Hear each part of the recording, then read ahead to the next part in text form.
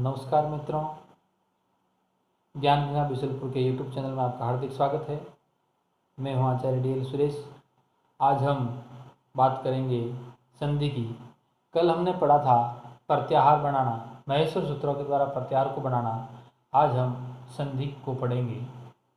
जैसे आपने देखा था कल प्रत्याहार जब बनाते हैं महेश्वर सूत्र से, तो महेश्वर सूत्र से दो विभाग आपको मिले थे, एक तो अच और एक हल। उन्हीं से हम आगे बढ़ते हैं। उन्हीं महेश्वर सूत्रों में से यदि हम बात करें, जैसे अ और अ, यानी अ मिल जाने पर आ बन जाता है। यानी अ और अ, इन दोनों का वर्णों की निकटता, इन दोनों वर्णों का मिलना, इन दोनों वर्णों का संधान ही संधि कहलाता है। इन दोनों वर्णों का संधान मिलना ही संधि कहलाता है। जब हम इसको अलग अलग करते हैं, इसको कहते हैं संधि विच्छेद।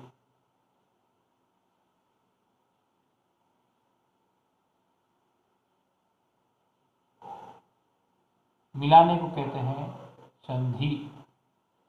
अब देखिए, बात आती है संधि शब्द की उत्पत्ति। संधि शब्द बना कैसे? वर्णानाम संधानम इति संधि।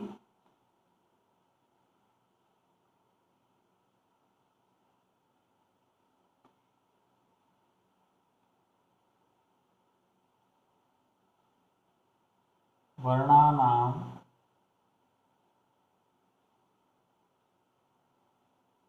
संधानम इति संधि।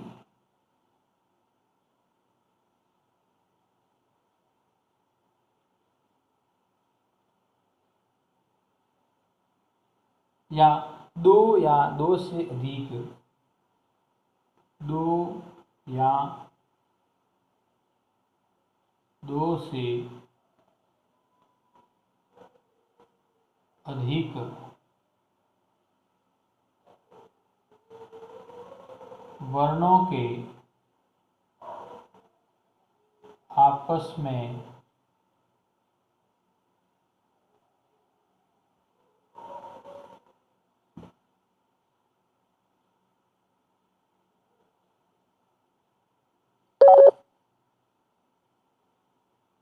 मिलने की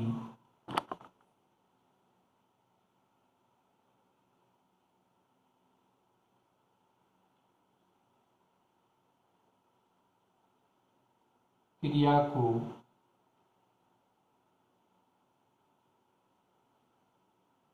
संधि कहा जाता है।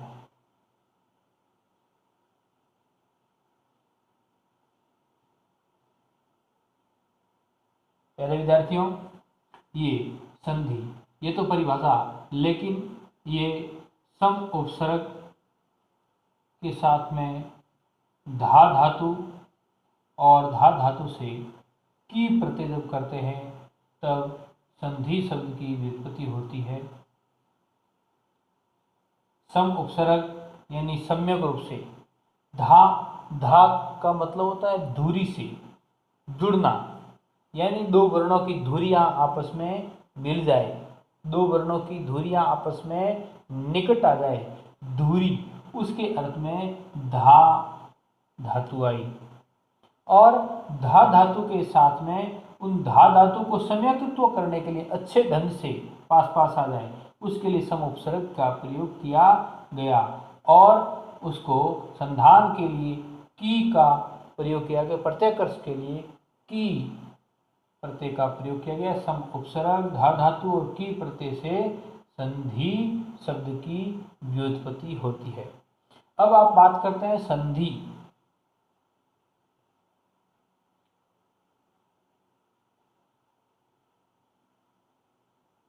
संधि हमारे पाणिनि व्याकरण शास्त्र के अनुसार तीन प्रकार की होती है। दो प्रकार की तो कल आप पढ़ चुके हैं, तीसरी और साथ में हम जोड़ देते हैं। दो प्रकार की कल आप जोड़ चुके हैं, जिसमें पहली अच, दूसरी है हल। अच के अंतर्गत वे वह संधि जिनमें केवल और केवल अ से लेकर के च तक वर्णों का प्रयोग किया जाता है, यानी स्वर। हल, हल के अंतर्गत केवल ह से लेकर के हल तक वर्ण काम में लिए जाते हैं, और उसके अंतर्गत आते हैं सभी व्यंजन। तीसरी आती है विसर्ग संधि, जिसमें विसर्ग बनते हैं या विसर्ग हटते हैं।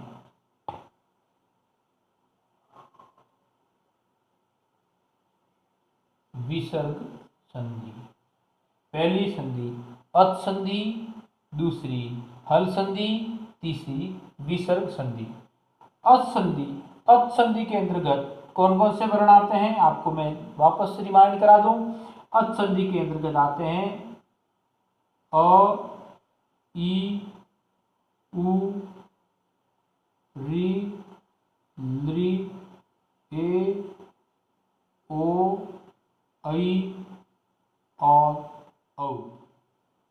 व्यंजन के अंतर्गत ह से हल तक, और विसर्ग के अंतर्गत ये। इस प्रकार से तीन प्रकार की संधि होती है, अच संधि, हल संधि और विसर्ग संधि। स्वर संधि, व्यंजन संधि और विसर्ग संधि। अब हम बात करते हैं अच संधि के विभाग। हमारी जो अच संधि है, क्योंकि आपने महेश्वर सूत्र के अंतर्गत सबसे पहली लाइन पढ़ी थी अ ई उ ना, यानी अ ई उ, यानी जिसके अंतर्गत अ का आ भी होता है, ई उ यानी हर्ष और दीर्घ। तो सबसे पहला हो जाएगा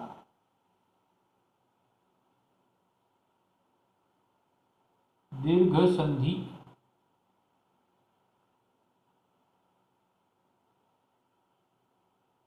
दूसरी हो जाएगी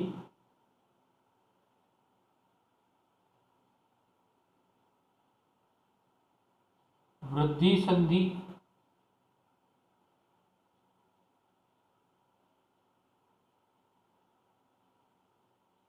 गुण संधि,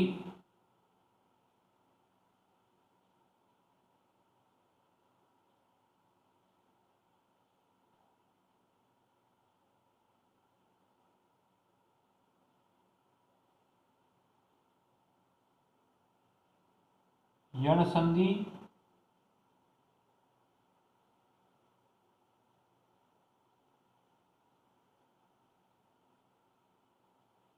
अयादि संधि,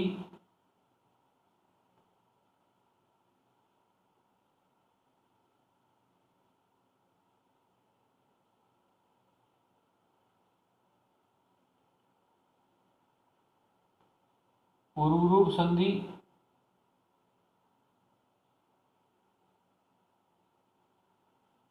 और अंतिम है पर रूप संधि।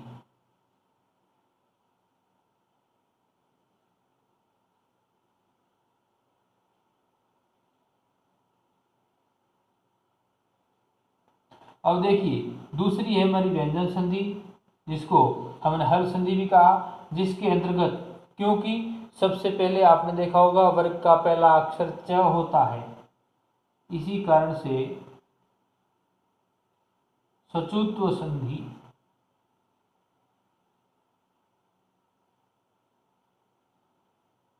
दूसरी होती है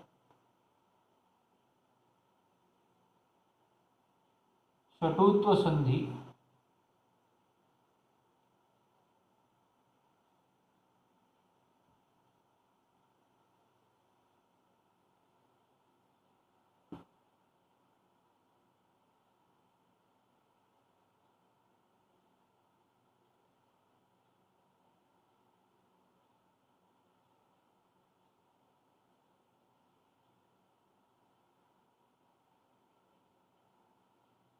तीसरी है जसत्व संधि,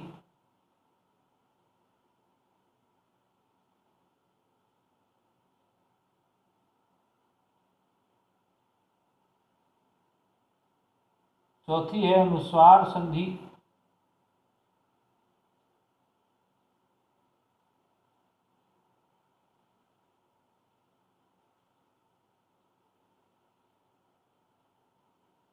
पांचवी है चरत्व संधि,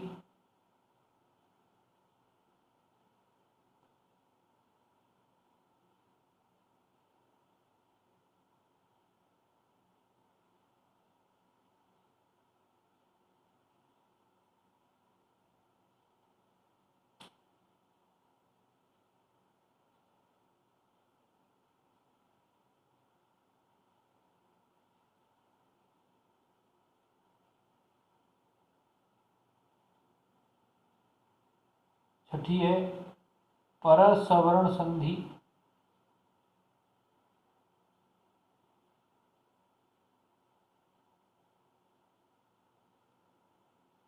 और सातवीं है पूर्व सवर्ण संधि।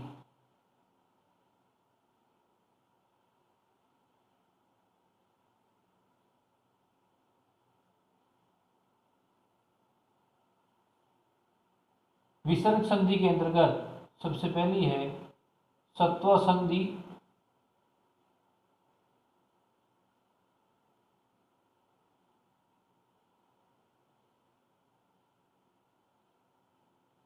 ऋत्व संधि,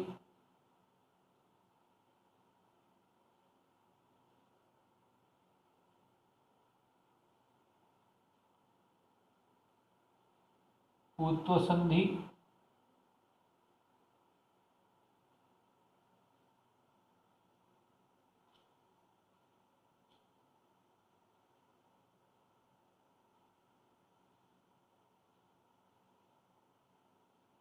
ओत्व संधि,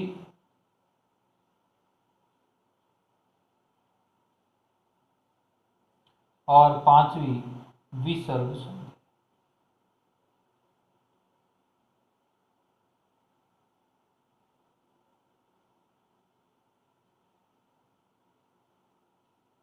पहले विद्यार्थियों, मैं आपको बार बार कह रहा हूं बीच में कि जब भी आप संधि पढ़ें पास में पेन और नोटबुक ज़रूर रखें ताकि आप इसको लिख सकें। एक बार इसको नोट स्वरूप में लिख लें, क्योंकि जब हम आगे एक एक संधि को पढ़ेंगे तब आपके लिए थोड़ी परेशानी आएगी।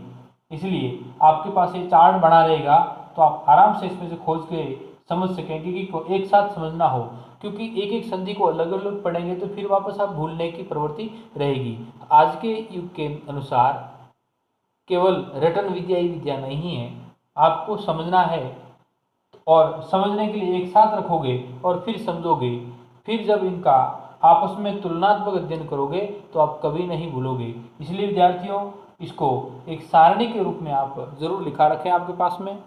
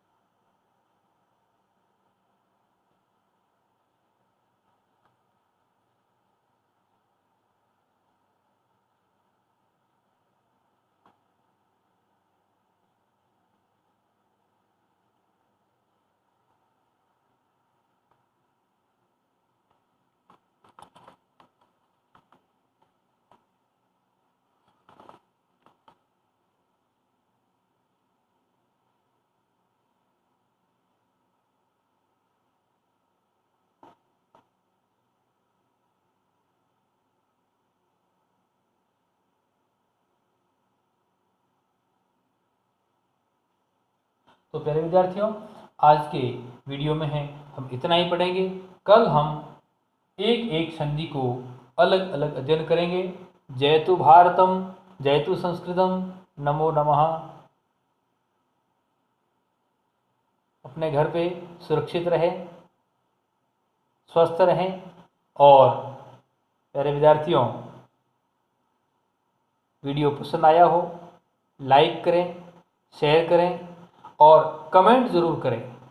प्यारे विद्यार्थियों, जब तक आपका कमेंट नहीं आएगा तब तक मेरी ओर से इसमें चेंजिंग कम होगा। यदि आप कमेंट करेंगे ज़रूर मैं बार बार उस पर चेंजिंग करने की कोशिश करूँगा, आपको प्रत्युत्तर देने की कोशिश भी करूँगा। इसलिए प्यारे विद्यार्थियों, बिशुलपुर के प्यारे विद्यार्थियों, बिशुलपुर के लाडले विद्यार्थियों, आप इस वीडियो पर कमेंट ज़रूर करें। जय तु भारतम, जय तु संस्कृत।